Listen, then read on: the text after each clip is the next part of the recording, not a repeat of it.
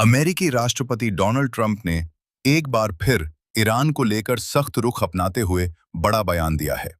Trump के अनुसार Iran पर इस समय पूरी तरह से आर्थिक नाकेबंदी लागू है और इसका असर ये हुआ है कि देश का अंतर्राष्ट्रीय कारोबार लगभग शून्य के स्तर पर पहुंच चुका है।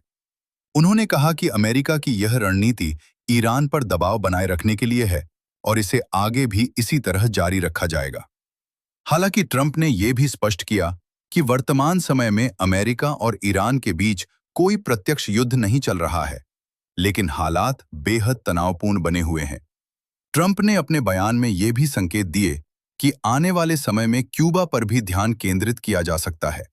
उन्होंने कहा कि अमेरिका पहले भी क्यूबा पर सख्त आर्थिक प्रतिबंध लगा चुका है और जरूरत पड़ने पर फिर से उसी तरह की नीति अपनाई जा सकती है।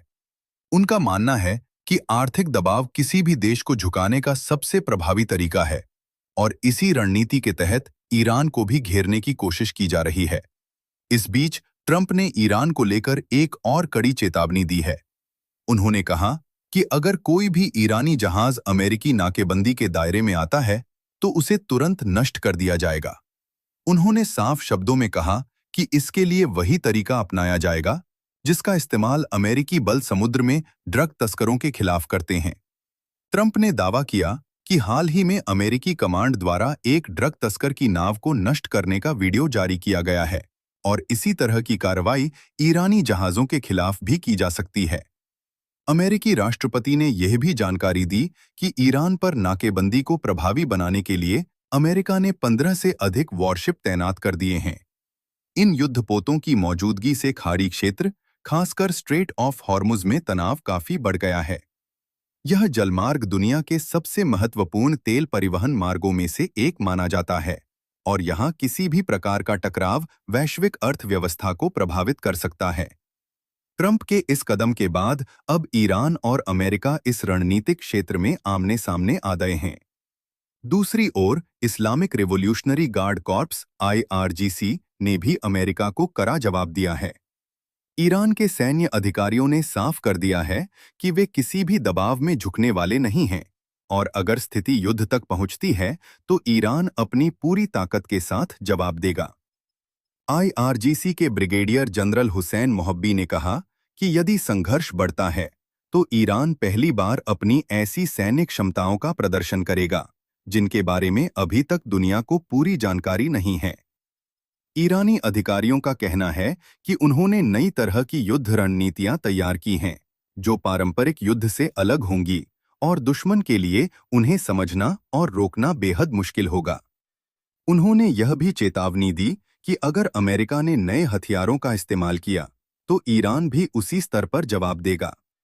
इस बयान को क्षेत्र में बढ़ते तनाव के बीच एक गंभीर चेतावनी के रूप में देखा जा रहा है। ईरान ने अपने समुद्री इलाकों की सुरक्षा को लेकर भी कड़ा रुख अपनाया है। IRGC ने दक्षिणी तट पर अपने नेवी के स्पेशल ऑपरेशन कमांडो तैनात कर दिए हैं। ईरान का कहना है कि अगर उसके बंदरगाहों या समुद्री सीमाओं को किसी भी तरह का खतरा हुआ तो वह कड़ा जवाब देगा। ईरानी अधिकारियों ने यहां तक कहा कि अगर हालात बिगड़े तो पर्शियन गल्फ और ओमान सागर में कोई भी बंदरगाह सुरक्षित नहीं रहेगा।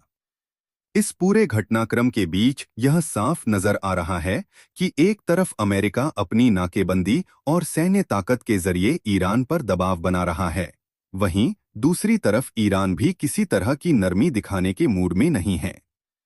दोनों देशों के बीच बयानबाजी और सैन्य तैयारियों ने पूरे मध्य पूर्व क्षेत्र में अस्थिरता को बढ़ा दिया है।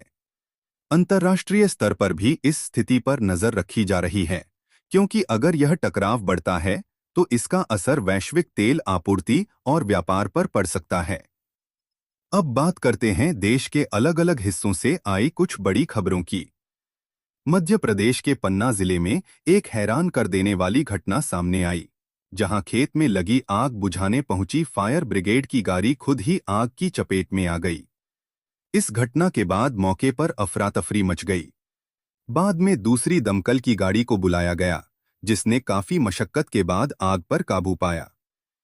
उत्तर प्रदेश के महाराजगंज में एक दर्दनाक सड़क हादसा हुआ, जिसमें 3 बाइक सवार युवकों की मौके पर ही मौत हो गई। जानकारी के मुताबिक तेज रफ्तार रोडवेज बस ने बाइक को टक्कर मार दी, जिससे यह हादसा हुआ। पुलिस ने बस चालक को हिरासत में लेकर जांच शुरू कर दी है। वहीं उत्तर प्रदेश के